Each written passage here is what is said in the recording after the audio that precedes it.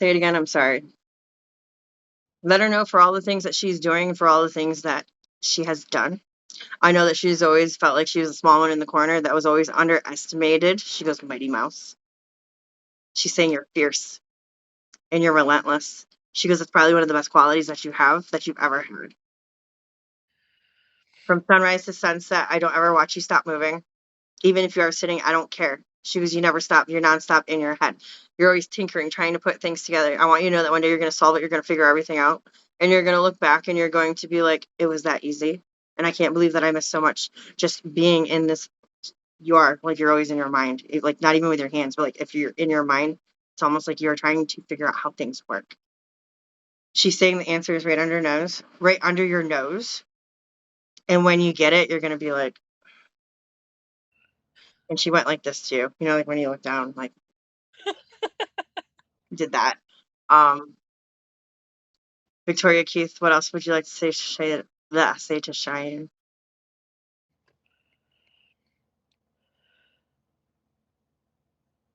You need to stop wasting time on anyone other than yourself right now. You know exactly what I mean by that.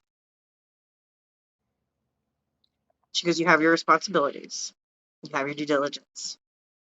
Don't try to change anybody because you already know that you can't. She goes, you cannot persuade anybody to look or think the way that you look and think about things. But that is the most beautiful thing about you. She's talking about your heart space. She goes, let your heart space run wild and let it run free. Don't keep it tame and don't keep it trapped just because others are looking at you a certain way. It's not about disagreements. It's not about norm. It's not about fitting in. It's about standing up for who you are and being who you are. And who you are is a lot deeper than what anyone can ever fathom you to be.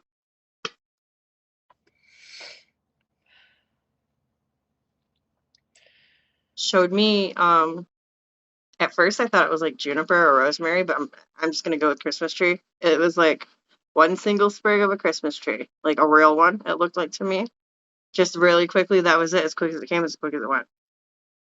And it felt symbolical, and it will click for you. Yeah, we always did real trees. I just heard her say, get away from the tree. I don't think she was talking about kids, though. You're like, okay. She said that to everyone. Oh, okay. That's funny. Oh my god. Okay. Um,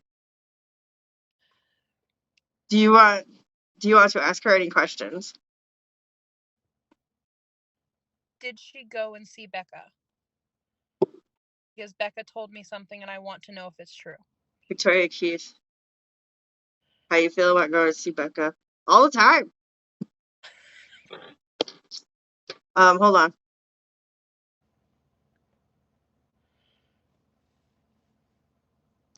I asked how her experience was with Becca in the visit, and she goes, well, at first I upset her. She really couldn't believe her eyes. She couldn't really think that it really was me. She kept questioning me. That kind of pissed me off, I'll be honest with you.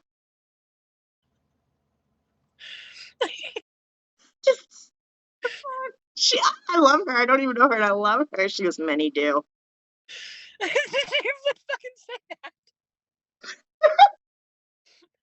Let me go further. Victoria Keith, can you tell me more about you visiting Rebecca? After our shop closed, tidy up, let loose. That was very in code. The fuck? I know that feeling when she said that's very code, but that is for Rebecca, and that will click for her. I Um, was gonna say it's gonna click for her. yeah, it feels very poetic. I just heard in her darkest hour. What? She has some she has some of her own personal problems that are going on, and she beats herself up way too much. She gets into her mind way so much. That is the biggest part of why she didn't really feel at first that it could have been her. Like really questioning if it was your mom visiting. Rebecca keeps a lot locked inside, a lot locked up. She doesn't really talk about it. I just heard your mom say down on her knees. Holy shit. Are you okay? No, I am. It's just spot on. Jesus Christ. Does she remember how she is supposed to haunt me? I've been crying about this for weeks. Well, not weeks, but I have been crying about this, and I don't remember if she knew how to haunt me. Because we talked about it years before she died. We made an agreement. She's supposed to know how to haunt me. Okay.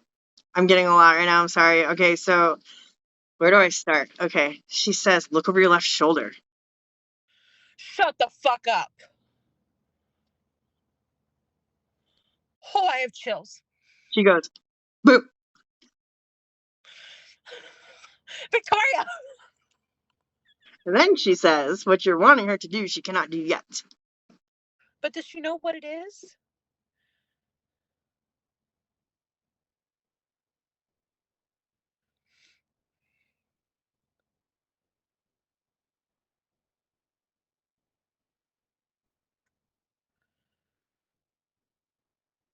I hear music, but I can't really figure out what the song is. Hold on.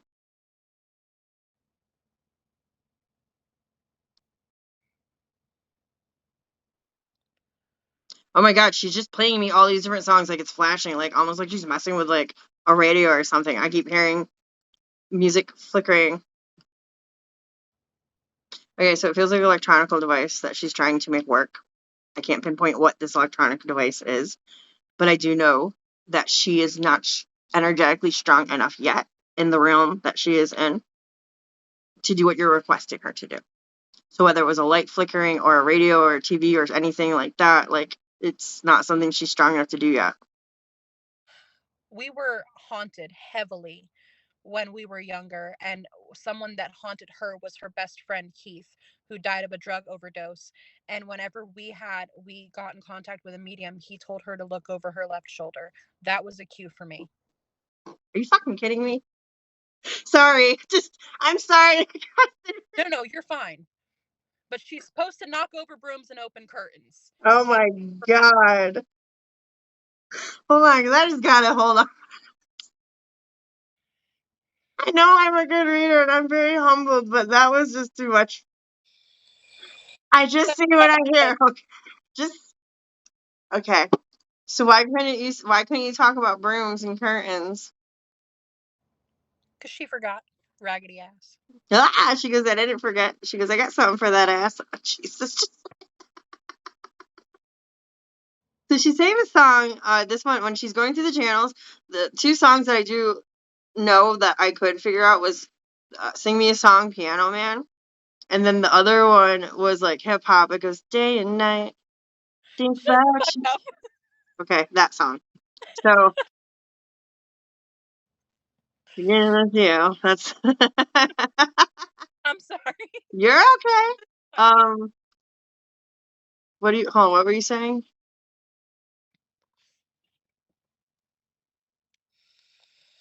All right, I'll tell you. Don't let this keep you up.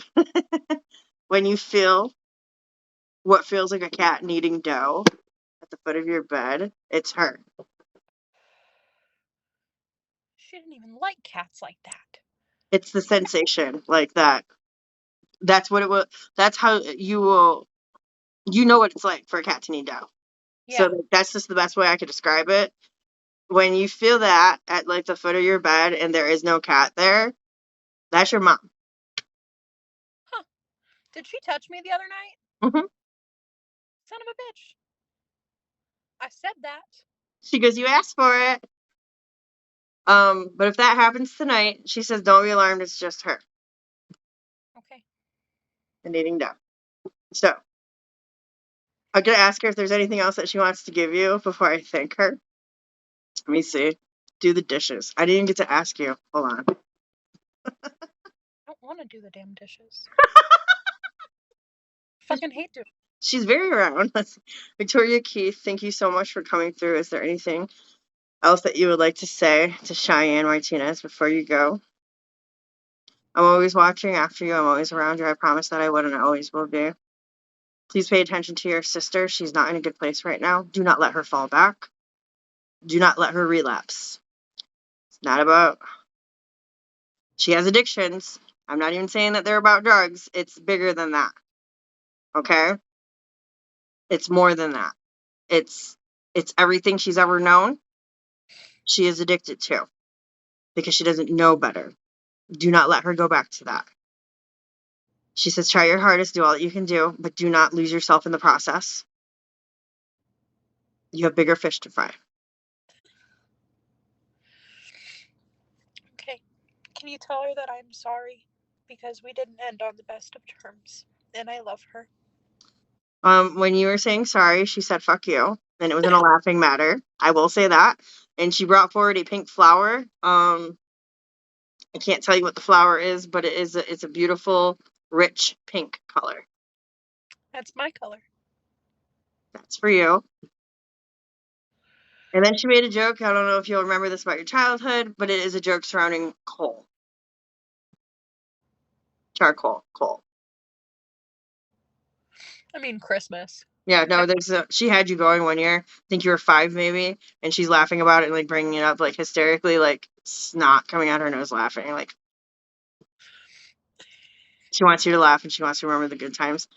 This again, going back to younger. Don't forget to brush your teeth. There was like some kind of like scary joke or like something that she had you believe in about not brushing your teeth. Yeah, she took me to the dentist. My mouth is full of cavities, and they're like, they're gonna cap and crown all her fucking teeth. So that's again the period at the end of the sentence. Everything that she said when they come through with very seriousness, not very seriousness, with the evidential part. That's just her saying, I'm really here. Everything that I said is really from me. And then she just flicked. You know how like you take a straw wrapper and you're like in a ball? Yeah. Cigarette. Yeah, that could be it too. Oh my, because it was white and it went. That's funny. Okay. Thank you so much, Victoria Keith. You may go. She did a bow and she's a sassy walk out.